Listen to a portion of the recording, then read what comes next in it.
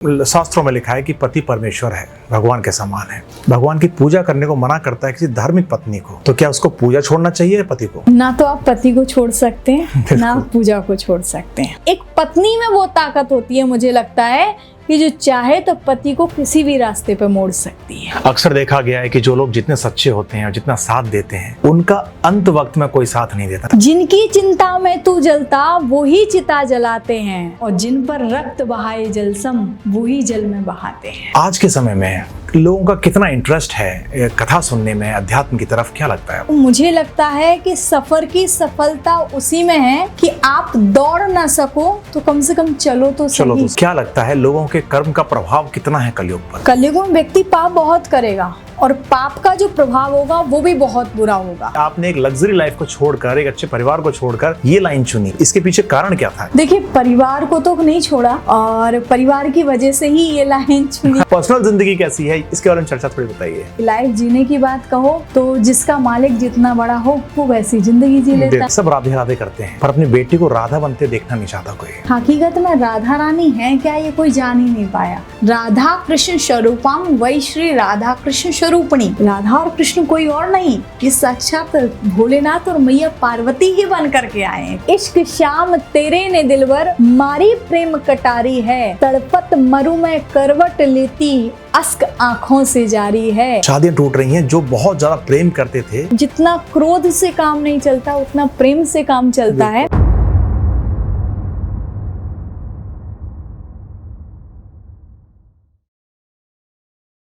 राधे राधे।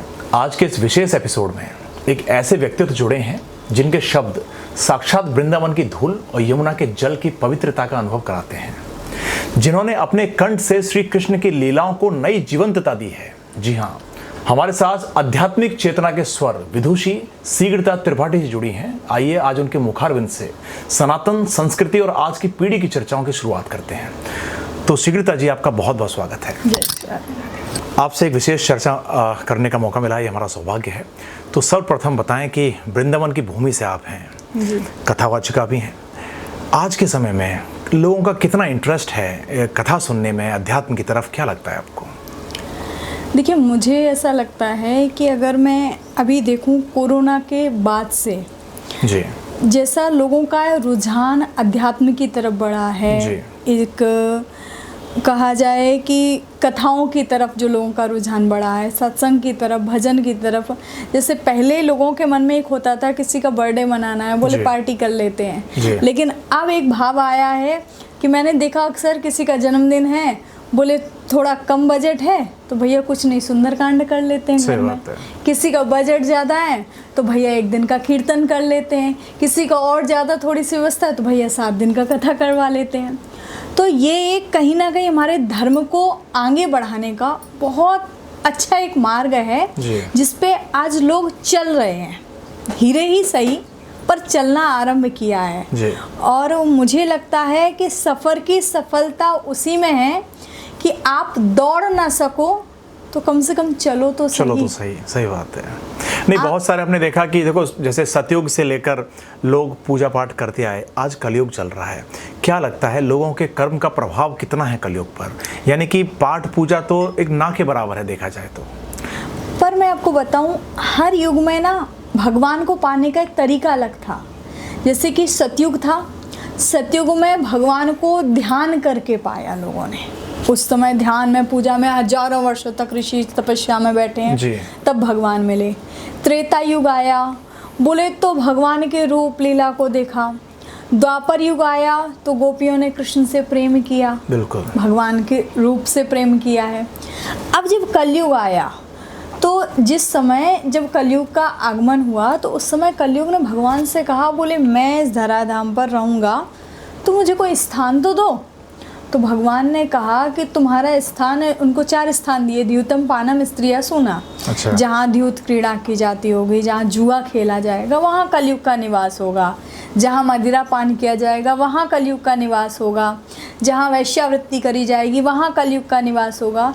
तो कलयुग बोला ये तो सारे बुरे स्थान हैं, कोई एक तो अच्छा स्थान दे दो। भाई क्यों लोग कलयुग में आना चाहेंगे? तो भगवान ने कहा कि कलयुग की बस एक विशेषता रहेगी, कलयुग में व्यक्ति पाप बहुत करेगा और पाप का जो प्रभाव होगा वो भी बहुत बुरा होगा। लेकिन कलयुग की एक विशेषता रहेगी, बोले कलयुग में जो व्यक्ति सतयुग में कई वर्षों तक ध्यान करके पाता, नाम जप करके पाता है, वो व्यक्ति कलयुग में सिर्फ केवल एक ठाकुर जी के नाम से मुझे पाले। क्या बात है। यत् फलम नास्ति तपसा न योगेन समाधिना तत्फलम लभते सम्यक कलौ केशव कीर्तनात्। बोले जो फल लोगों को समाधि में बैठने से मिलता है, यत् फलम नास्ति तपसा, जो तपस्या में जो फल नहीं मिलता, जो समाधि में बैठने से जो फल नहीं मिलता, तत्फलम लभते सम्यक कलौ केशव कीर्तनात्, वो कलयुग में केवल भगवान के एक नाम मात्र से मिल जाएगा। कलयुग केवल नाम आधारा जो कहा गया है। केवल बस कलयुग, कलिका एक कहा गया है कि कलिका एक पुनीत प्रतापा और मानस पुण्य हो ही नहीं पापा। ये सबसे बड़ी विशेषता श्री रामचरितमानस में कलयुग की बताइए कि कलिका एक पुनीत, मतलब कलिका एक प्रभाव है कि यहाँ व्यक्ति अपने हाथ से पुण्य कर रहा है, उसका तो फल उसको मिल ही रहा है। पर अगर कभी आपने अपने हाथ से पुण्य ना भी कर पाए, आपके मन में विचार आया, अरे भाई अच्छा महीना चल रहा है, चलो एक काम करते हैं, अधिक मास का महीना है तो एक काम करते हैं, आज जल सेवा करके आते हैं। अभी आपने सेवा करी नहीं है, सिर्फ विचार आया और वो विचार करते ही उसका पुण्य फल आपको मिल जाएगा। क्या बात है।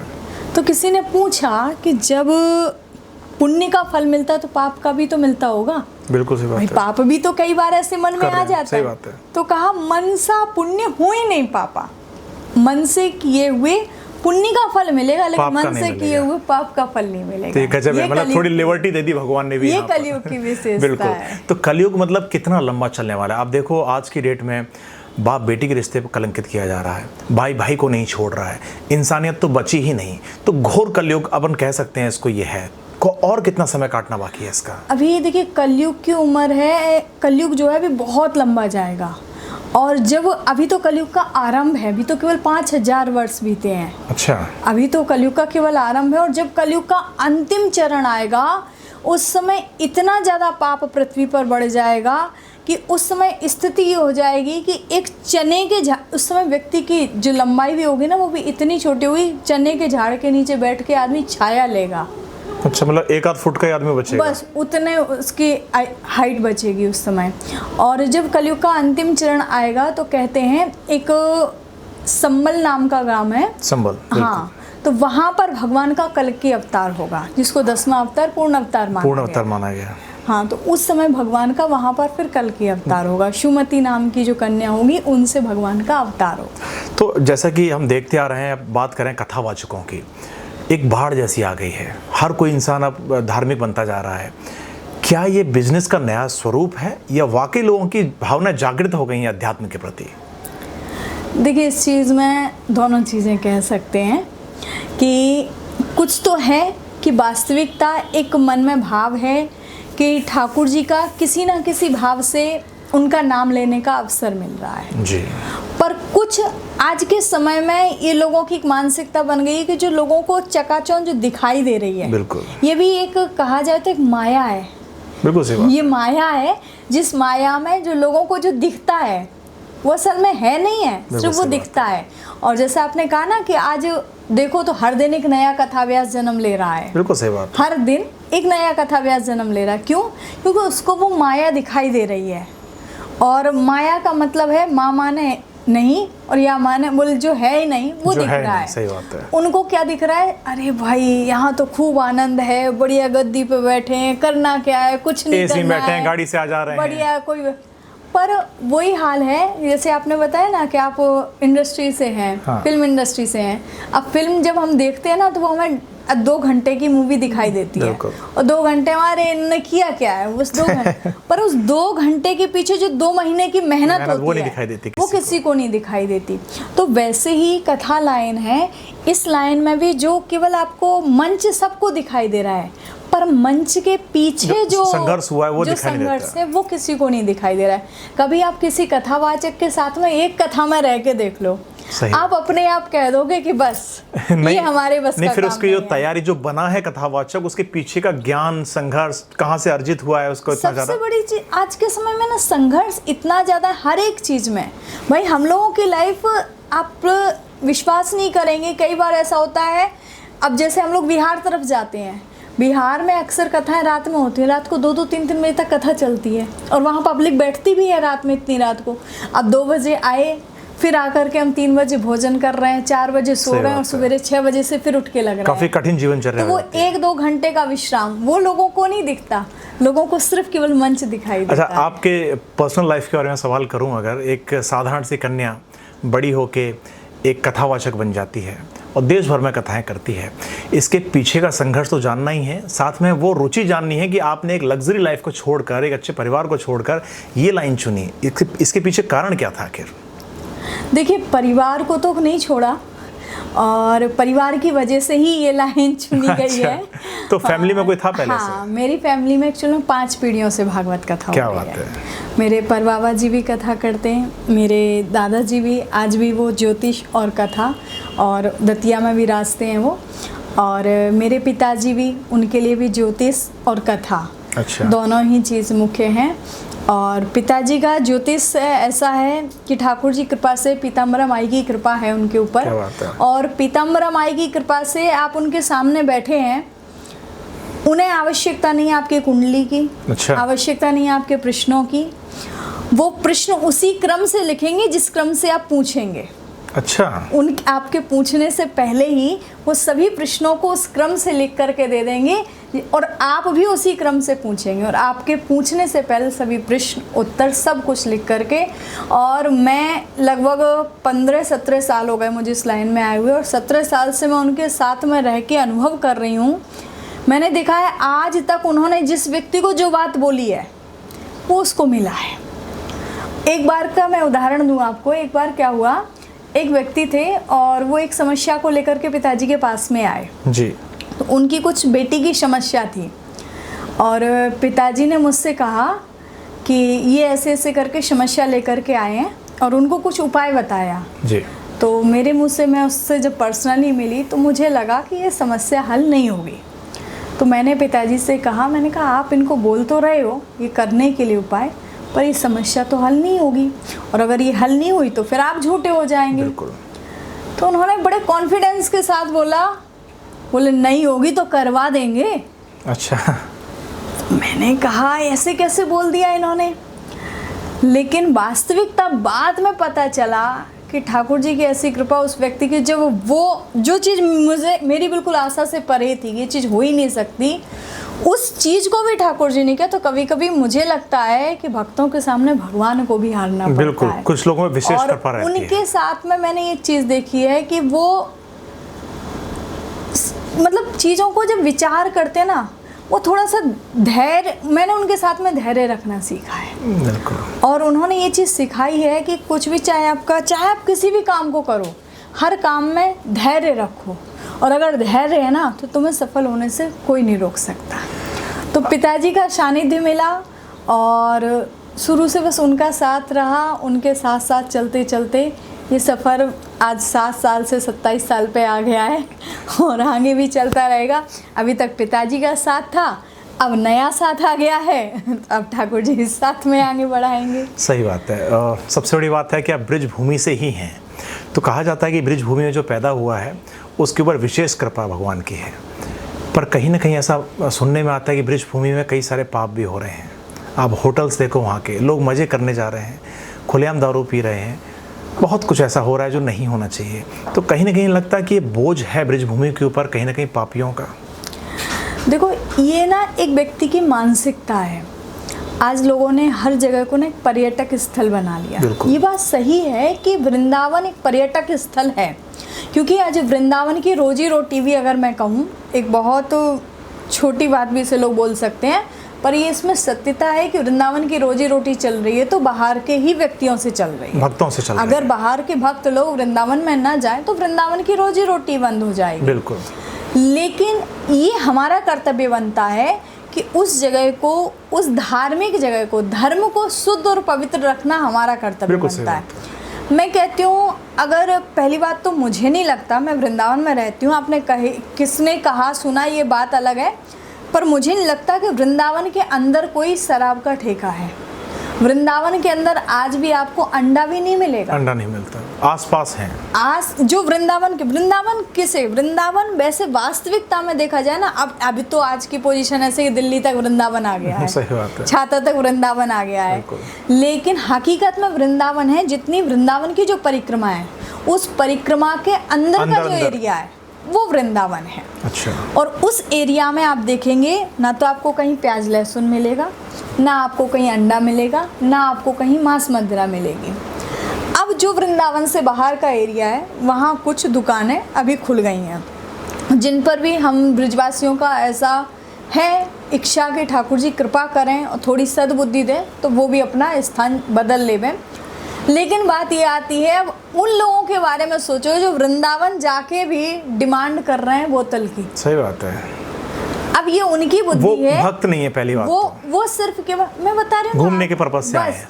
मैं बता रही हूँ कई लोग वृंदावन में जाते हैं, उनसे पूछो कि भैया आपने बिहारी जी का दर्शन किया, बोले नहीं वहाँ तो बहुत भीड़ है, वहाँ जाके हम क्या करेंगे, प्रेम मंदिर दर्शन कर लिया हो गया। मैंने कहा भाई आप वृंदावन आए किस लिए हो? सही बात है। आप वृंदावन में कहीं जाओ या ना जाओ, लेकिन अगर आप बिहारी जी पहुँच गए, आपने सब कुछ दर्शन कर लिया, और वृंदावन जाके आपने बिहारी जी का दर्शन नहीं किया तो आपने किया क्या है? बिल्कुल। और मेरा तो ऐसा मानना है, मैं सच बताऊं, मैं दुनिया के कोने कोने में गई हूँ, इतने तीर्थ स्थलों में गई हूँ, लेकिन मैं एक ही चीज़ कहती हूँ, मुझे अगर कभी कोई कहे कि कहीं धक्के खाना पड़े, अब ठाकुर जी की ऐसी कृपा है कि हर जगह व्यवस्थाएं मिल जाती हैं, लेकिन कभी भी अगर कोई कहे कि धक्के खाना पड़े तो क्या आप खा लोगे? तो मैं कहती हूँ केवल दुनिया में केवल एक स्थान ऐसा है जिस जगह धक्के खाने में भी आनंद आता है, वो है केवल बिहारी जी का मंदिर।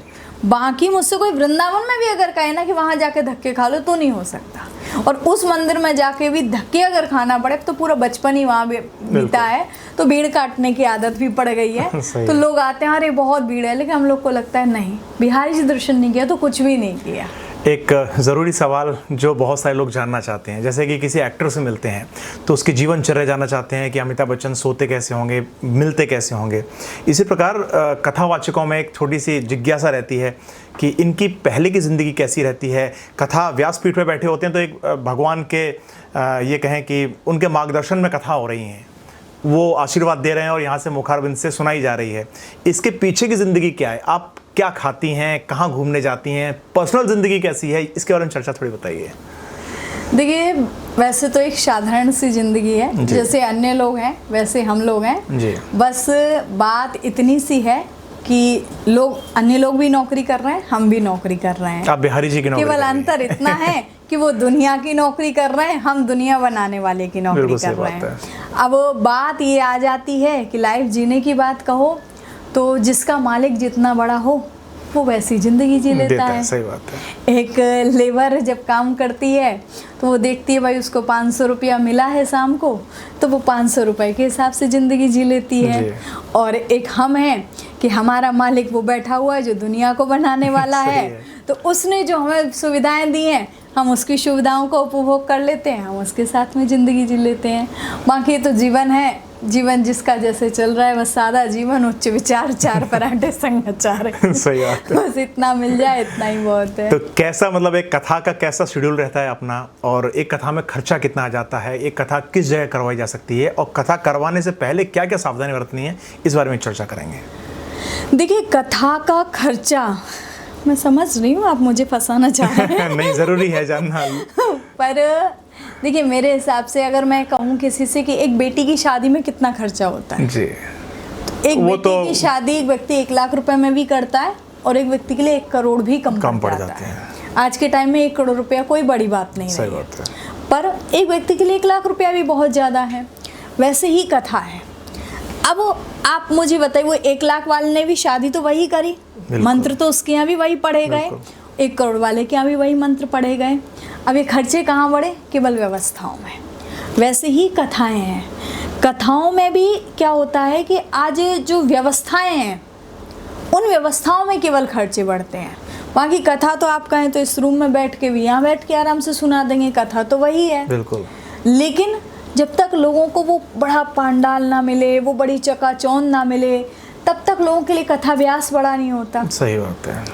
अब बड़ा कथाव्यास बनने के लिए भी बड़ी डिमांड रखनी पड़ती है। ये बात कई भी बार सही एक है। चीज़ है, मैं आपको बता रही हूँ, अभी ग्वालियर की घटना है और ये शायद लास्ट ईयर सितंबर की बात है। जी। पिताजी थे साथ में और मैं थी, तो उस समय बैठे तो एक कथा की चर्चा चली और आपको बताऊं वो एसपी साहब थे, नाम तो नहीं लूँगी मैं उनका। जब उनके यहाँ कथा की चर्चा चली तो उन्होंने पूछा कि भाई ये गया जी की भागवत होनी, अग्रवाल परिवार से थे और अग्रवाल परिवारों में गया भागवत का बहुत महत्व होता जी। है और ऐसी ठाकुर जी की कृपा है कि गया जी की भागवत का क्या है, साल में एक ही मुहूर्त होता है। अच्छा। तो वो तो उसके लिए जब पिताजी के पास में आए तो उन्होंने प्रश्न किया, बोले महाराज जी खर्चा कितना हो जाएगा? तो पिताजी ने कहा कि देखो सब पूरा गया जी भागवत है, सभी आचार्य पंडित लोग रहेंगे और सारी टीम रहेगी, तो लगभग कैसा भी अपन कम से कम करेंगे तो एक छोटा सा 5 लाख रुपए का खर्चा हो जाएगा। तो उन्होंने कहा 5 लाख, मैं लगा शायद हमने ज़्यादा बोल दिया। तो हमने कहा क्यों आपने बोला, छोड़ो ना कोई बात नहीं जैसे भी होगा। बोले उन्होंने पूछा, बहुत ज़्यादा आग्रह किया तो हमने बोल दिया। जी। कुछ दिन बाद हमको पता चलता है कि वो कार्यक्रम कैंसिल हो गया। अच्छा। अब आप अनुमान नहीं लगा सकते वो कार्यक्रम कैंसिल हुआ क्यों। वो कार्यक्रम इसलिए कैंसिल हुआ कि आपने सिर्फ 5 ही लाख मांगे, मतलब आप छोटे प्रवक्ता हैं। सही बात है। आप 50 लाख मांगते तो आप बड़े प्रवक्ता बन जाते। तो आज ये चीज़ ना, ये पब्लिक की मेंटेलिटी बन चुकी है। सही बात है कि आप जितना दिखावा करोगे उतना ज़्यादा बड़े बनोगे, उतना ज़्यादा बड़ा आपको मान रहे हैं। भाई लोग कहें बोले त्यागी बाबा जी हैं, अब त्यागी बाबा जी हैं, बोले बाबा जी तो त्यागी हैं लेकिन बड़े बड़े काफिले उनके साथ चल रहे हैं। सबसे बड़ा संत आज की दुनिया में कौन है लोगों के लिए, जिसके साथ बड़ा काफिला है, चल रहा है। सही बात है। और जो वास्तविकता में संत है, आप कभी जाना, अभी भी कुछ स्थान ऐसे हैं वृंदावन में जहां आपको सच में संतों का दर्शन करने को मिलेगा। जैसे आप अक्रूर धाम में जाएं, वहां अक्रूर धाम के आगे एक बेरी वाले बाबा हैं जी, जो सिर्फ केवल बेर खा के आज भी रहते हैं।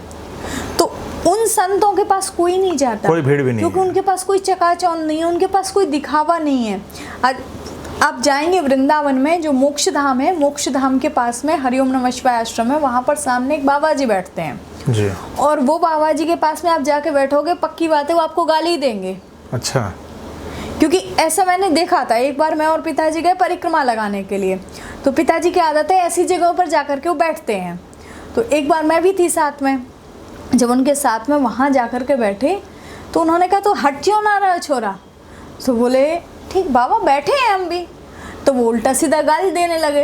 अच्छा। जब वो गाली देने लगे तो तब पिताजी बोले ये कोई साधारण संत नहीं है, ये अगर गाली भी दे रहे हैं ना तो ये भी प्रसाद मिल रहा है। सही है। तो उनसे पूछा, तो फिर बहुत देर तक बैठे, बहुत सारी चर्चाएं हुई, अंत में उन्होंने एक बात कही, बोले अगर मैं गाली ना दूं तो यहाँ भीड़ लग जाएगी। सही बात है।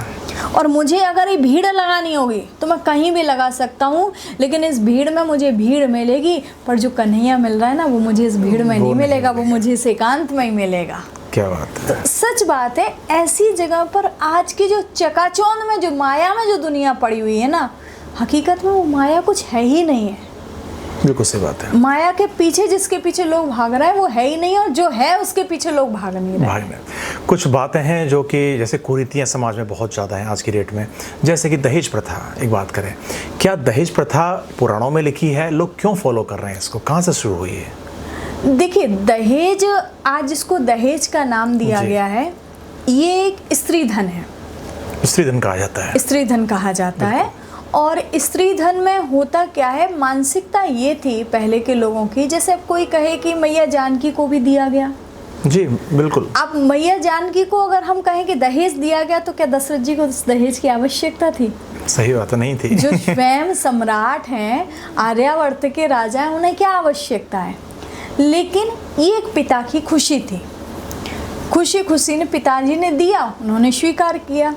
फिर उसके बाद में धीरे धीरे थोड़ी सी व्यवस्थाएं बढ़ी, तो लोगों के मन में एक बात आई कि ये जो है, मैं अगर कुछ भी दे रहा हूँ अपनी बेटी के लिए तो एक स्त्री धन है, और इस स्त्री धन को मैं इसलिए दे रहा हूँ क्योंकि कल को मेरी बेटी के ऊपर अगर कहीं कोई आँच आती है, कोई समस्या आती है, तो मेरी बेटी इतना अपने ऊपर डिपेंड रहे कि उसके पास में इतनी व्यवस्था है। बिल्कुल। कल को उसको ऐसा ना लगे कि मेरे पास में कुछ है ही नहीं है, इसलिए एक पिता वो व्यवस्था करके देता है। पर आज का जो समय है, अब आज का दौर जो आया है वो उस चीज़ को थोड़ा सा बदल दिया गया। जी। आज के दौर में लोग, मैंने देखा है कि लोग शादी से पहले कई बार लिस्ट बना करके देते हैं। हाँ। हमको ये चाहिए, हमको ये चाहिए, हमको ये चाहिए। पर मैं कहती हूँ जहाँ ये लिस्ट आए, मुझे नहीं लगता कि उस घर में विवाह करना चाहिए। उस घर में विवाह ही नहीं करना चाहिए, क्योंकि अगर आज आपने किसी की डिमांड पूरी करी, वो व्यक्ति कल को दोबारा भी डिमांड कर सकता है। सही बात है। और मुझे ऐसा लगता है कि जब आप बेटे का विवाह करने जाओ जी। तो कुछ देखो या ना देखो, सबसे पहले एक बात सोचो कि वो बेटी कुछ लाए या ना लाए, पर मेरे घर में संस्कार लेकर आए। सही बात है। और एक बार ऐसा हुआ था, एक कन्या थी और उसके मन में एक विचार आया, तो उसने क्या किया, शादी हुई उसकी। शादी के बाद में वो आई। जब वो शादी के बाद में ससुराल पहुंची तो उसकी सासू माँ ने उससे कहा, बेटा एक काम कर दो। उसने कहा अभी नहीं कर सकती, अभी मैं अपना काम कर रही हूँ। उसकी सासू माँ बोली खाना बना दो। उसने कहा मैं खाना नहीं बना सकती क्योंकि मैं अपना काम कर रही हूँ। वो जो भी काम की कहे वो मना कर देवे। तो अंत में सास ने कहा कि तो अपने घर से संस्कार लेके आई है, कुछ की नहीं लाई है। तो उस बेटी ने जवाब दिया, बोले माँ लाई तो सब कुछ हूँ, क्या लेके आई है तू? बोले माँ आपने मांगा था, सोफ़ा मांगा, फ्रिज मांगा, टीवी मांगा, एसी मांगा, कूलर मांगा, गाड़ी मांगी, जो आपने मांगा मैं सब कुछ तो लाई हूँ। आपने ये कहा मांगा, लेकिन आपने संस्कार तो मांगे ही नहीं। तो संस्कार तो मैं अपने मायके छोड़ आई हूँ। क्या बात है। तो वही चीज़ है कि बेटी कुछ लाए ना लाए, और ये बात सत्य है, जो बेटी संस्कार अगर आपके घर में लेके आ रही है तो आपके घर की वो लक्ष्मी है। आपके घर में कुछ हो ना हो, उस घर की बरकत अपने आप होगी। और जो बेटी संस्कार अपने मायके में छोड़ के आई है, उस घर का विनाश वहीं से शुरू हो जाता है। बिल्कुल सही बात है। बहुत सारे ऐसे लोग हैं जो कि कथा सुनने आते हैं, पर कथा सुनने के बाद वही सब काम करते हैं, लूटना, चोरी करना, ठगना। क्या लगता है कि ये कलयुग का प्रभाव है या फिर इंसान अपने आप को बदलना ही नहीं चाहता? देखो, ये व्यक्ति की ना एक मानसिकता है। और आपके यहाँ भी बहुत सारे लोग ऐसे आते होंगे जो चोर डकैत होंगे, पर आपके सामने बड़े भोले भाले बन के रहते होंगे। हाँ, मैं आपको सुनाती हूँ। एक बार आपने सुना होगा नक्सलियों के बारे में, और जैसे छत्तीसगढ़ में बहुत ज़्यादा नक्सलाइड है। जी। मेरी कथा हुई थी उड़ीसा में, एक मलकानगिरी करके जगह है वहाँ पर। तो वहाँ पे जब हम लोग बैठते थे कथा करने के लिए, तो उस समय कथा के बाद में जब बैठते थे बहुत सारे लोग, तो उस समय क्या होता था, जब उनके पास में जब हम बैठते थे तो हमने ये चीज़ देखी, तो ऐसे मन में विचार आया कि भाई जैसे अभी आपसे बातचीत चल रही है, अपना आनंद ले रहे थे भी अपन लोग, तो वैसे ही हमने पूछा, हमने कहा नक्सली होते कैसे हैं? एक मन में चाव था कि भाई सब हमको बोलते उधर मत जाओ, बहुत नक्सलाइड है, बहुत नक्सलाइड है, बट हमें नहीं लगा। तो हमने कहा भैया ये नक्सली होते कैसे हैं, जरा हम भी तो मिल लें। तो बोले कि दीदी और यहाँ जितने लोग बैठे हैं आप देख रहे हो ना, यही नक्सली है। तो हमने कहा ये तो सब सहज है। तो बोले ये जो सहजता है ना, ये सहजता ही हमेशा है, बट कभी कभी क्या होता है, कुछ लोग होते हैं, जैसे आज का जो दौर है ना, ऐसा इसलिए भी होता है कि आज के दौर में व्यक्ति को शिक्षा तो बहुत दी जा रही है। सही है। एजुकेशन की कमी नहीं है, एजुकेशन बहुत है पर इन्फॉर्मेशन नहीं है। शिक्षा तो है लेकिन संस्कार नहीं है, जानकारी नहीं है। और शिक्षा और संस्कार हैं कैसे, एक छोटा सा उदाहरण देती हूँ। चक्कू होता है, चक्कू काम क्या करता है, काटने का। अब वो चक्कू कब काटेगा सब्जी को, जब उस चक्कू के पीछे एक हैंडल लगा होगा। बिल्कुल सही बात है। अगर वो हैंडल नहीं होगा तो वो चक्कू सब्जी से पहले आपके हाथ को काटेगा। वैसे ही शिक्षा और संस्कार हैं। शिक्षा के साथ साथ जब वो संस्कार रूपी अगर हैंडल होगा तो वो शिक्षा आपके जीवन को बनाने का काम करेगी, और अगर वो संस्कार रूपी हैंडल हट गया तो वो शिक्षा आपके जीवन का विनाश का काम करेगी। और उसी का कारण है आज आप देखते हैं जितने भी टेररिस्ट आप देखो, सब IAS IPS लेवल के लोग रहते हैं, कोई साधारण नहीं होते। आज डॉक्टर्स हैं, एक डॉक्टर है किसी का जीवन बचा रहा है, एक डॉक्टर है वो किसी का जीवन ले रहा है। सही बात। पढ़ाई दोनों ने ही करी है, पर एक को शिक्षा के साथ संस्कार मिले उसका सदुपयोग कर रहा है, एक को संस्कार नहीं मिले उसका दुरुपयोग कर रहा है।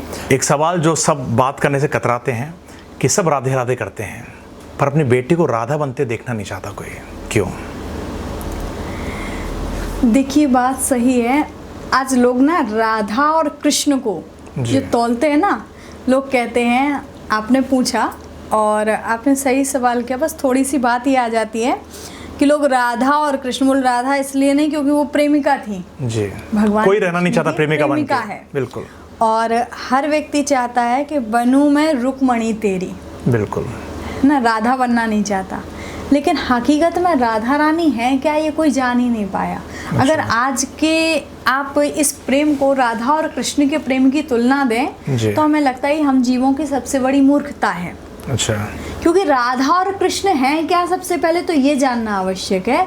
राधा कृष्ण स्वरूपम वै श्री राधा कृष्ण स्वरूपिणी, राधा ही कृष्ण है और कृष्ण ही राधा है, दो रूप एक आत्मा है। अच्छा। पहली बात। दूसरी बात, ये राधा कृष्ण हैं कौन। एक बार जब भोलेनाथ ने मैया सती से विवाह किया, दक्ष की कन्या थी मैया सती जी। एक बार दक्ष में और भोलेनाथ में बैर हुआ, जिस बैर के कारण मैया सती ने अपने शरीर को त्याग दिया कि दक्ष ने भोलेनाथ को बुलाया नहीं यज्ञ में, और उसके कारण आपको भी पता होगा जी, मैया जी। सती ने अपने देह को त्याग दिया। दूसरे रूप में पार्वती रूप में मिली। बिल्कुल। जब पार्वती रूप धारण किया तब भी उन्होंने सहस्त्र हजारों वर्षों तक तप किया, फल खा के रही, कंदमूल खा करके रही, सप्तऋषियों का आशीर्वाद लिया, तब जाकर के हजारों वर्षों की तपस्या के बाद भोलेनाथ को पा पाई हैं। तो एक बार भोलेनाथ के मन में विचार आया कि सती ने, पार्वती ने इतना मेरे लिए तप किया मुझे पाने के लिए, एक बार मैं भी तप करके देखूं अच्छा, कैसा लगता है। इस पीड़ा का, ये विरह की जो पीड़ा है, बिल्कुल सही बात। क्योंकि मुझे लगता है योग से ज्यादा विरह में पीड़ा विरह होती में पीड़ा होती है, और योग से ज्यादा विरह में प्रेम होता है। जितना प्रेम योग में नहीं होता उतना प्रेम वियोग में होता है। बिछड़ने के बाद ज्यादा याद आती है हाँ। इंसान की। तो मैया पार्वती, जब भोलेनाथ के मन में विचार आया तो भोलेनाथ ने सोचा मैं क्या करूं। तो उस समय भोलेनाथ बने श्री राधा रानी और मैया पार्वती बनी कृष्ण। अच्छा, राधा और कृष्ण कोई और नहीं, ये साक्षात भोलेनाथ और मैया पार्वती ही बन करके आए हैं कृष्ण। अच्छा। तो इसीलिए यहाँ पर इन दोनों का जो प्रेम, जो विरह हुआ है, वो विरह की वेदना को सहाय भोलेनाथ ने मांगा था भगवान विष्णु से कि एक बार मुझे विरह की वेदना मिले। उसी वेदना को सहने के लिए यहाँ पर वो दोनों लोग यहाँ पर राधा और कृष्ण बन करके आए हैं। वैसे ही एक और भी शिव पुराण की कथाएं बहुत सारी हैं, पर मेन बात यही है कि राधा और कृष्ण के प्रेम को जो हम लोग देखते हैं, ये हकीकत में ये प्रेम राधा और कृष्ण का नहीं है। राधा रानी रूठती थी इसलिए कृष्ण नहीं मनाते थे। बहुत बड़ी बात है, राधा रानी रूठती थी इसलिए कृष्ण नहीं मनाते थे, कृष्ण मनाते थे इसलिए राधा रानी रूठती थी। सही बात, आजकल हो भी ऐसा रहा है। तो बात वही है कि आज के प्रेम को अगर हम राधा कृष्ण के प्रेम से तुलना करें तो ये शायद मुझे लगता है हम कथा व्यासों की गलती है कि हम राधा और कृष्ण के प्रेम को लोगों के सामने परोस ही नहीं समझा पाए नहीं पा रहे हैं कि वास्तविकता राधा और कृष्ण हैं क्या। केवल हमने दिखा दिया महारास और ये सब, इनसे राधा कृष्ण के प्रेम का। और सही बात तो ये कि राधा, आपने देखा होगा कृष्ण चरित्र पर सब चर्चा करते हैं, शिव चरित्र पर सब चर्चा करते हैं, देवी चरित्र पर सब चर्चा, पर राधा चरित्र पर कोई चर्चा नहीं, बहुत कम चर्चा। क्योंकि किशोरी जी का जो चरित्र है वो हम जैसे अनभिज्ञों के लिए बना ही नहीं है, हम उनके चरित्र तक पहुंच ही नहीं सकते। इसीलिए आपने देखा होगा वृंदावन तो बहुत लोग पहुंच जाते हैं, पर बरसाने हर कोई नहीं पहुंच पाता। सही बात है। क्योंकि ड्राइंग रूम तक तो सब पहुंच जाएंगे, पर बेडरूम तक हर किसी सही बात है, हर कोई नहीं पहुंच सकता। राधा रानी की और भगवान श्री कृष्ण की कई सारे लोग कथाएं सुनाते हैं। आपको कौन सी कथा प्रेरित करती है? आपको लगता है कि लोगों को मजा आता है सुनने में? देखिए, किशोरी जी के तो बहुत सारे चरित्र हैं जी, और भगवान कृष्ण के लिए कौन सा प्रसंग है जो आपका फेवरेट हो या आपके लोगों का फेवरेट हो जो आप सुनाती हैं? देखिए, किशोरी जी का एक सबसे सुंदर चरित्र, मुझे एक भाव याद आ रहा है कि लोग कहते हैं ना, भगवान अपने भक्तों के लिए कुछ भी कर सकते हैं। बिल्कुल। और किशोरी जी के लिए भगवान नौकर भी बनने को तैयार रहते हैं। बिल्कुल। एक भक्त हुए श्री श्रेष्ठ माधुरी शरण जी महाराज, वृंदावन के बड़े प्रसिद्ध संत हुए, और श्रेष्ठ माधुरी शरण जी ब्रज 84 को उसकी परिक्रमा किया करते थे। लगातार परिक्रमा करते थे, एक विश्राम होती थी, दूसरी आरंभ कर देते थे। एक बार परिक्रमा करते करते, अच्छा पैदल परिक्रमा करते थे तो थकान भी हो जाती थी। बिल्कुल। परिक्रमा करते करते बरसाने में पहुँचे और जब बरसाने में गए तो लेट गए वहीं चबूतरे पर। अब थोड़ा थक गए थे, रात्रि का समय हो गया, पट बंद हो गए, सोचा सुबह दर्शन करेंगे फिर आगे बढ़ेंगे। तो अब जब व्यक्ति थका हुआ हो तो नींद भी नहीं आती, अब उनको नींद ना आए, करवटें बदलते रहें। जब सहर्ष माधुरीशरण जी करवटें बदलने लगे तब तक देखा एक छोटा सा बालक आया और बोले बाबा ला तेरे पाम दबा दूँ। सहर्ष माधुरीशरण जी बोले तू कौन है रे? तो बोले बाबा मैं यहीं गोसाई जी के यहाँ नौकरी करूँ, गोसाई जी ने मुझको भेजो है, उनने कही है जा जाके बाबा के पाम दबाया, मैं आपके पाम दबावे के ताई आया हूँ। जैसे ही कही तो बोले ठीक है लाला दबा दे। उनने भी पाम दबाए, बड़ी अच्छी सेवा हुई। लाला जी तेरा नाम का है? बोले मेरा नाम है भजीटा। नाम भी ऐसा कि कोई ना समझे। जब नाम बताया बोले मेरा नाम है भजीटा। अच्छा तो सेवा करी, प्रातःकाल हुआ, अब सहर्ष माधुरीशरण जी गए दर्शन करने के लिए। किशोर जी का दर्शन किया, बड़ा सुंदर स्वरूप राधा रानी का। जैसे ही दर्शन किया तो गोसाई जी से बोले गोसाई जी आपके यहाँ पे जो नौकर है ना बड़ी अच्छी चरण सेवा कर रहे हैं, गोसाई जी मेरी तरफ से बाकू थोड़ा सा तोहफा आप दे दियो। जो कही गोसाई जी बोले मेरे यहाँ कौन सा नौकर है? बोले वही जो जाए आपने रात में भेजो। बोले मैंने कौन सा नौकर भेजो? अरे वो छोटो सो बालक आयो ना, वहाँ को नाम है ना भजीटा, वो आपने भेजो। गोसाई जी बोले भगवान महाराज वो मेरो नौकर ना है। बोले तो? बोले वो मेरो ना है, वो लाडली जू को नौकर है। तो अच्छा। बोले कोई और ना है, वो साक्षात कन्हैया लाडली जू ने भेजो तुम्हारी सेवा के ताई। अच्छा। उस समय सहर्ष माधुरीशरण जी के नेत्रों में आंसू आ गए। उन्होंने बड़ी सुंदर लाइनें लिखी कि ए इश्क श्याम तेरे ने दिलवर मारी प्रेम कटारी है, तड़पत मरु में करवट लेती अश्क आँखों से जारी है, और आह लवों तक आती नहीं भाव जिगर पुलकारी है, सरस माधुरी मुस्कान तेरी दिलवर दवा हमारी है। क्या बात। भगवान आपकी मुस्कुराहट हमारी दवा बन गया। बिल्कुल। और सच बात है, तो भगवान अपने भक्तों के लिए, किशोरी जी अपने भक्तों के लिए कुछ भी करने को तैयार हैं। आज लोग ना, एक सवाल लोगों के मन में आता है कि भगवान को हम पाए कैसे, कितना तप करें, बिल्कुल। कितनी तपस्या करें। पर आप विचार करना, बहुत कई लोग ऐसे हैं जिन्होंने कई वर्षों तक तपस्या करी, उनको भगवान का दर्शन नहीं हुआ। और कई भक्त ऐसे हैं जिन्होंने कुछ नहीं किया, उनको एक क्षण में दर्शन हो गया। बिल्कुल। तो सबसे बड़ी बात है, मुझे लगता है कि जो भाव है सबसे महत्वपूर्ण है। आपका भाव, आप किस भाव से ठाकुर जी के सामने जा रहे हो, क्योंकि भगवान कहते हैं मुझे कुछ और नहीं चाहिए, भाव चाहिए। क्योंकि भाव बिना सब साधन झूठो, वृथा सकल विधान, और भाव नहीं तो हर मंदिर में दिखत है पाषाण। भाव होए तो पाषाणों से प्रकट होत भगवान, भाव नहीं तो निधिवन मधुवन लागत सब वीरान। और भाव होए तो जित देखूं तित दिखत सुंदर श्याम, और कुंजन कुंजन डोलत राधा सुन मुरली की तान। अगर भाव नहीं है तो मंदिर में भी पत्थर की मूर्ति है, और भाव है तो बोले आपके घर में, आपके मन में ही वो परमात्मा है, कहीं जाने की आवश्यकता ही नहीं। बिल्कुल। बहुत सारी ऐसी बातें हैं जो कि आपके द्वारा अगर लोग सुनेंगे तो शायद उनके जीवन में परिवर्तन आ पाएगा।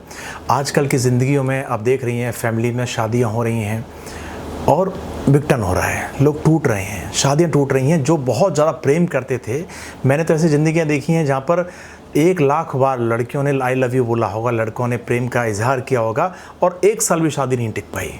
उसका क्या रीज़न आपको लगता है? देखिए, उसका कारण मुझे जो लगता है, कहीं ना कहीं एक चीज़ ये भी आती है कि जब आप शादी से पहले होते हैं रिलेशन में जी, उस समय रिलेशन में केवल 2 लोग होते हैं। उस समय उन्हें किसी से मतलब नहीं होता, केवल 2 लोग होते हैं। तेरी खुशी मेरी खुशी, बाकी दुनिया जहाँ जाना है वहाँ जाए जी। आप अपने घर में क्या कर रहे हैं किसी को कोई मतलब नहीं, मैं अपने घर में क्या कर रही हूँ किसी को कोई मतलब नहीं है।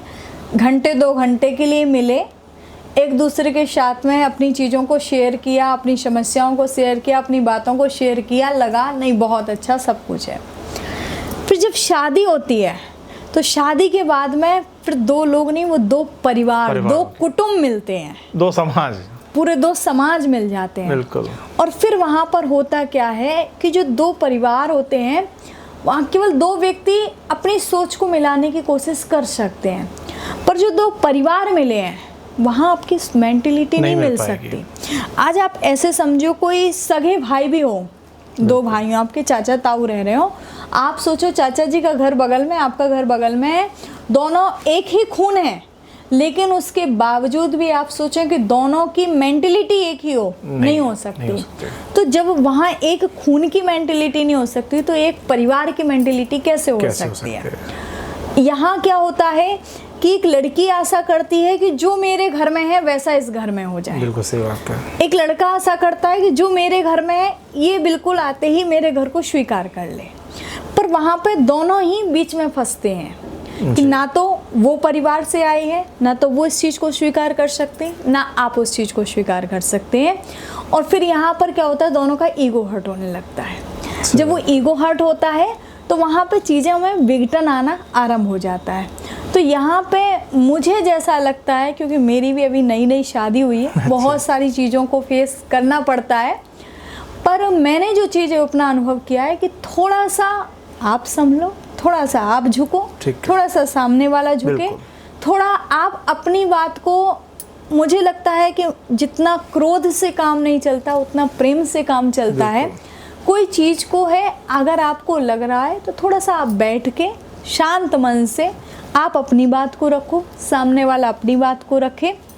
नहीं समझ आ रहा है तो मुझे लगता है उस समय मौन हो जाओ, थोड़ी देर का समय दो, और जब आप मौन हो जाओगे, किसी भी बात का सबसे सुंदर उत्तर अगर नहीं आ रहा तो मौन हो जाओ। वो जो उत्तर होता है ना, वो सबसे बढ़िया उत्तर है, क्योंकि उसमें आपको थोड़ा समय मिल जाता है और चीज़ों को थोड़ा सा अगर समय लेकर के आप निर्णय लोगे, क्योंकि ये जो शादी का 1-2 साल का जो समय होता है ना, शादी के बाद का जी, ये समय सबसे ज़्यादा कठिन होता है। मुझे तो लगता है शायद ज़िंदगी का सबसे कठिन समय यही होता है। और ये किसी एक व्यक्ति के साथ नहीं, ये हर व्यक्ति के साथ में होता है।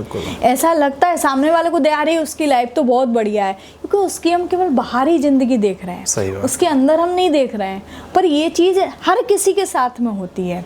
और अगर वो 1-2 साल का टाइम पीरियड आपने अच्छे से निकाल लिया, थोड़ा सा सह लिया, सह करके निकाल लिया, तो मुझे लगता है शायद पूरा जीवन अच्छा बन जाएगा।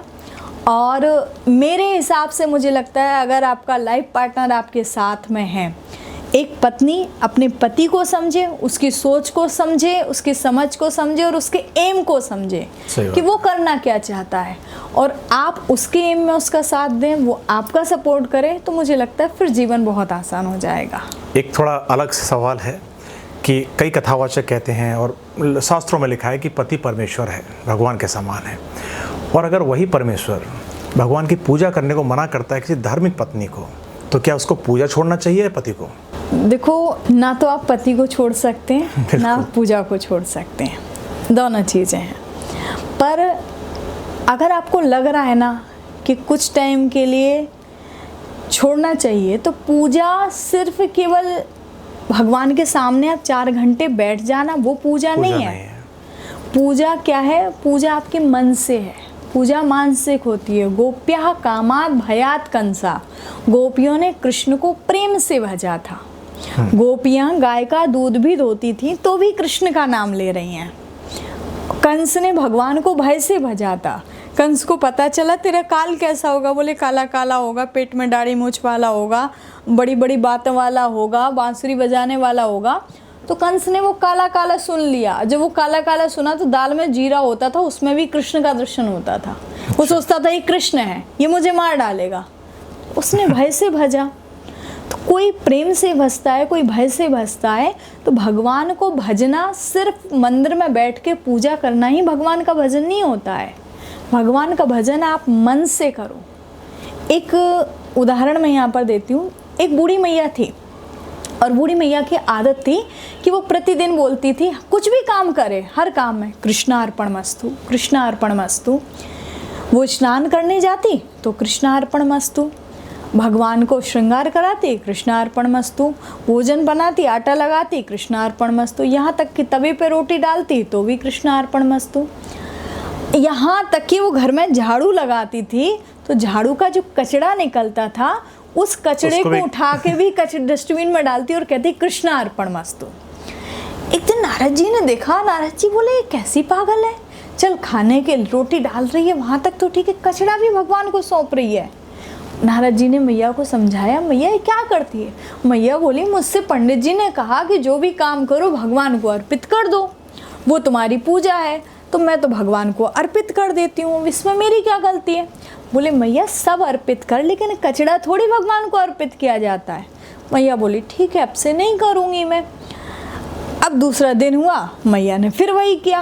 नारद जी को बड़ा गुस्सा आया। सो नारद जी आए और नारद जी ने आकर के देखा और मैया में जोर से एक तमाचा मारा।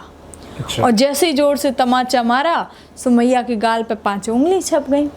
मैया बोली कृष्णा अर्पण मस्तु। अब नारद जी गए भगवान के पास, भगवान से जाकर बोले भगवान बताइए आपके कैसे कैसे भक्त हैं, बताओ। और तो छोड़ो वो कचरा सारा आपको अर्पण कर रही है। तब तक देखा भगवान के गाल पे 5 उंगलियां छपी। नारद जी बोले भगवान ये उंगली आपके गाल पे कैसे, तो मेरे हाथ की उंगलियां हैं। भगवान बोले तुमने मारा तो मैंने ले लिया थप्पड़। नारद जी बोले मैंने कब आपको थप्पड़ मारा। बोले आप बूढ़ी मैया के पास गए थे। बोले हाँ। बोले उसने जब अपना भोजन मुझे अर्पित कर रही, स्नान मुझे अर्पित कर रही, जब वो हर कार्य मुझे अर्पित कर रही, यहाँ तक कि उसका कचरा तक मैं सह रहा हूँ, उसका थप्पड़ लेने कौन जाएगा। सही बात है, वो भी सहना पड़ेगा। तब नारद जी ने कहा प्रभु मैं समझ गया कि आप केवल भाव के भूखे हो। तो भगवान की पूजा सिर्फ ये नहीं कि आप मूर्ति के सामने अगर कोई नहीं कर रहा है तो धीरे धीरे एक पत्नी में वो ताकत होती है, मुझे लगता है कि जो चाहे तो पति को किसी भी रास्ते पे मोड़ सकती है। क्या बात है। और बस बात है तो केवल प्रेम की है। अगर प्रेम है तो सब कुछ है और प्रेम नहीं है तो कुछ भी नहीं है। एक ऐसी बात जो सब जानना चाहेंगे लाखों दर्शक, कि बहुत सारे ऐसे पंडाल लगते हैं दुर्गा पूजा पर, गणपति पूजा पर, बड़े बड़े पंडित बुलाए जाते हैं, अमीर घरों में बड़े विधि विधान से पूजा कराई जाती है। दूसरी तरफ एक ऐसा व्यक्ति जिसके पास खाने को पैसे नहीं है लेकिन छोटी सी मूर्ति वो भी लेके आता है, वो भी 11 दिन के गणपति रखता है या दुर्गा पूजा में 9 दिन की माता बिठाता है। आपको क्या लगता है कि जो बड़े विधि विधान से पूजा की गई है उनकी पूजा ज़्यादा फलेगी, उनको आशीर्वाद ज़्यादा मिलेगा, या एक गरीब आदमी जिसको खुद को एक हायर करने का, एक पंडित को दक्षिणा दे सकता है, वो खुद ही मंत्र बोले जा रहा है, ओम गंगणपति नमः बोले जा रहा है, उसी से उसकी पूजा मान ली जाएगी? मुझे लगता है गरीब आदमी की पूजा ज़्यादा जल्दी सफल होगी, क्योंकि उसके पास में जो आप भले ही लाखों रुपया आपने खर्च किया, आपने करोड़ों के पंडाल लगाए, वास्तविकता मैं भी देखती हूँ आज। और तो छोड़ो दुर्गा पूजा में चलो देवी जी की मूर्तियाँ बना रही हैं, वो भी चलो ठीक है। एक आप क्या आज लोगों के मन में कंपटीशन है कि दशहरा में रावण कितना बड़ा बनेगा। ये एक बहुत बड़ा कंपटीशन लोगों के मन में है, किसके यहाँ कितना बड़ा रावण बनेगा। आप सोचो जिस देश में रावण की हाइट को बढ़ाया जा रहा हो, जिसमें रावण की ऊंचाई को बढ़ाया जा रहा हो, क्या वहाँ क्या हो सकता है, क्या मानसिकता उस व्यक्ति की हो सकती है। तो सोचो आप वहाँ पर जब ये चीज़ें होती हैं तो उस समय लगता है, मुझे भी लगता है कि जब देखा है लोगों के जो कुछ तो फिजूली खर्चे होते हैं। बिल्कुल सही बात है, दिखावा ज्यादा होता है, भक्ति कम होती है। दिखावा ज्यादा है, भक्ति कम है। आप उनसे पूछो जिन्होंने, मैंने देखा दुर्गा पंडाल, जिनके बड़े बड़े पंडाल होते हैं ना, उनके यहाँ समय से आरती भी नहीं होती है। बिल्कुल सही बात है, उनके यहाँ समय से। अब आपने रात में तो आप जाकर के आरती कर दिए, सुबह का क्या है, आपने देखा होगा सुबह अक्सर ऐसे मूर्ति को पूरा ढक दिया जाता है, कहीं किसी को कोई लेना देना नहीं, सीधा शाम को पहुंचते हैं वो आरती करने के लिए। क्या मतलब है उसका। तो मुझे लगता है अगर आप उसी धन से किसी भूखे को अगर आप भोजन करा देते हो, वो ज़्यादा अच्छा फलित होगा। सही बात है। जैसे कि एक छोटा सा उदाहरण, एक बार राजा भोज और महाकवि कालिदास जी महाराज जा रहे थे, कुंभ का मेला था। तो राजा भोज ने देखा कि एक व्यक्ति, जैसा आपने सवाल किया ना, ऐसे ही एक व्यक्ति, भंडारा हो रहा था और भंडारे में से जो बचा हुआ खाना भोजन था उसको नाली में फेंक दिया गया था। वो व्यक्ति उस भोजन को बीन रहा था और बीन करके साफ करके उसको धुल करके उसको खा रहा था। तो राजा भोज ने कहा कालिदास जी से कि बोले महाराज, भगवान ऐसे लोगों को जन्म क्यों देता है जो अपना स्वयं का पेट भी नहीं भर सकते। तो महाकवि कालिदास जी ने कहा महाराज आपने बात तो सही कही, पर मेरा मानना एक है कि भगवान ऐसे लोगों को भी जन्म क्यों देता है जो सामर्थ्यवान होने के बाद भी किसी दूसरे का पेट नहीं भर सकते। सही बात है। आपने जो फेंका है वो आप अगर किसी को खिला देते वो किसी का पेट भर जाता। बढ़ सकते थे। क्योंकि आज भी मैंने एक बार देखा, मैं छत्तीसगढ़ से कथा करके लौट रही थी, बिलासपुर स्टेशन पर थी, तो वहाँ पर एक व्यक्ति ने कुछ बचा हुआ खाना डस्टबिन में फेंका। तो स्टेशन पर एक व्यक्ति आया और उसने डस्टबिन से वो खाना उठाया और एक जगह बैठ कर के खा रहा था। तो उस समय वो दृश्य देख के लगता है कि वास्तविकता आज ऐसे लोगों को आवश्यकता है। और मैं आपको बताऊं, मेरी संस्था में जो सेवा की जाती है, मेरी सेवा का उद्देश्य, मुझे एक चीज़ सिखाई है पिताजी ने, सेवा करते समय कभी ये विचार मत रखो कि मेरी सेवा को कोई देख रहा है या नहीं देख रहा है। दूसरी बात है, आप कोई भी सेवा करो उस समय अपनी नीयत साफ रखो। सही बात है। यदि आपकी नीयत साफ है तो उस सेवा का फल आपको मिलेगा ही मिलेगा, इसे कोई नहीं टाल सकता। आज नहीं मिलेगा वो कल मिलेगा। आप अपनी नीयत साफ रखो। और मैंने ये चीज़ देखी है, मेरा उद्देश्य रहता है कि अगर मैं सेवा कर रही हूँ तो मैं कोशिश ये करती हूँ कि जिस व्यक्ति को आवश्यकता है आप वहाँ जा कर के दो। सही बात है। अगर किसी को, अब मैं वहाँ लेकर के भोजन लेकर के खड़ी हो जाऊँ, लोग आए लेकर के चले गए, अब उन्हें भूख ही नहीं है, आप ज़बरदस्ती उनको पकड़ा रहे हो तो वो उसका अनादर ही करेगा। लेकिन जिसको भूख होगी, आप उसको 2 की जगह 1 रोटी भी दोगे ना तो वो बड़े स्वाद से पाएगा और पाने के बाद में 1000 दुआएं आपको देगा।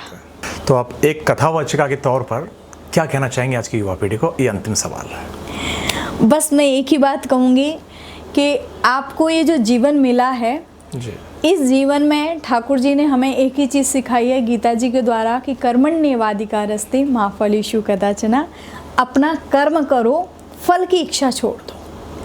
अपने कर्म को पूरी दृढ़ता के साथ करो, चाहे आप पढ़ाई करो, चाहे आप कोई गेम खेलो, चाहे आप कोई भी काम करो, प्रत्येक कर्म को पूरी दृढ़ता के साथ में करो और जीवन में सफलता आपके कदम चूमेगी ही चूमेगी। बस एक उद्देश्य रखो, केवल मेरे जीवन में मुझे शांति से रहना है, शांत स्वभाव। क्योंकि जो व्यक्ति, मुझे लगता है ज़िंदगी में सबसे ज़्यादा अगर कोई व्यक्ति मौन रहता है ना, आपने देखा होगा जितने ऋषि मुनि महात्मा लोग जो मौन व्रत रखते थे वो इसीलिए रखते थे, मुझे लगता है अब उसका उत्तर मिलता है कि मौन में जितनी साधना है, आप घर में भी रह करके ना, आप जितना ज़्यादा अगर आप मौन रहते हो तो मौन में जितनी साधना और जितनी शांति है वो किसी में नहीं। अक्सर देखा गया है कि जो लोग जितने सच्चे होते हैं और जितना साथ देते हैं उनका अंत वक्त में कोई साथ नहीं देता, कोई खड़ा नहीं होता। बिल्कुल सही बात है। ये जो दुनिया है ना, एक मैं कुछ लाइनें कहती हूँ कि 4 दिनों की प्रीत जगत में 4 दिनों के नाते हैं और पलकों के पर्दे गिरते ही सब नाते गिर जाते हैं। जिनकी चिंता में तू जलता वही चिता जलाते हैं और जिन पर रक्त बहाए जलसम वही जल में बहाते हैं। और बात यहीं पर ख़त्म नहीं हो जाती, चौथे से 40वें दिन तक सारी रस्म निभाते हैं पर मृतक के लौटाने का कोई जोखिम नहीं उठाते हैं। 4 दिनों की प्रीत जगत में 4 दिनों के नाते हैं। संसार में कोई किसी का साथ नहीं देता, बस 4 दिनों की बात है, फिर सब अपने अपने रास्ते चल देते हैं। क्या बात है। तो बहुत अच्छा लगा स्वीकृता जी, आप जिस प्रकार की आपकी प्रखर वाणी है, और मैं तो जनता को भी यही कहना चाहता हूँ, दर्शकों को कहना चाहता हूँ कि जिस प्रकार से आप अपने दैनिक कार्यों में व्यस्त रहते हैं, कभी कभी समय निकालकर ऐसे लोगों की वाणी जरूर सुनें, ऐसे लोगों के पेज को फॉलो करें, इनके इंस्टाग्राम पे जाके देखें, कई सारे रील वायरल हैं जो आपको ना सिर्फ मार्गदर्शन देंगी बल्कि शांत रहने का, एक जीवन में उन्नति लाने का रास्ता दिखाएंगी। तो मुझे लग रहा है कि आपकी जनता जो आपको सुनती है वो आपसे प्रभावित तो होगी, हमारी जनता भी आपसे प्रभावित होगी, क्योंकि जो वाणी आपने जो इस समक्ष पेश की है वो काफ़ी बहुत ऐसी हैं जो दिल को सुकून पहुंचा रही हैं। मैं 1 घंटा हो गया मैं बात करते करते, मैं मालूम ही नहीं चला। तो मुझे लगता है कि आप इनके पेज को फॉलो करें, इनका नंबर देना चाहते हैं, जो लोग कथा कराना चाहते हैं, जो लोग अपने घर में कोई भी पाठ कराना चाहते हैं, तो आप इनसे संपर्क जरूर कीजिए, क्योंकि ऐसे लोग अपनी वाणी से आपके घर को पवित्र करते ही हैं, आपकी आत्मा को भी पवित्र कर देते हैं। तो बहुत अच्छा लगा, बहुत बहुत आभार आपका। राधे राधे।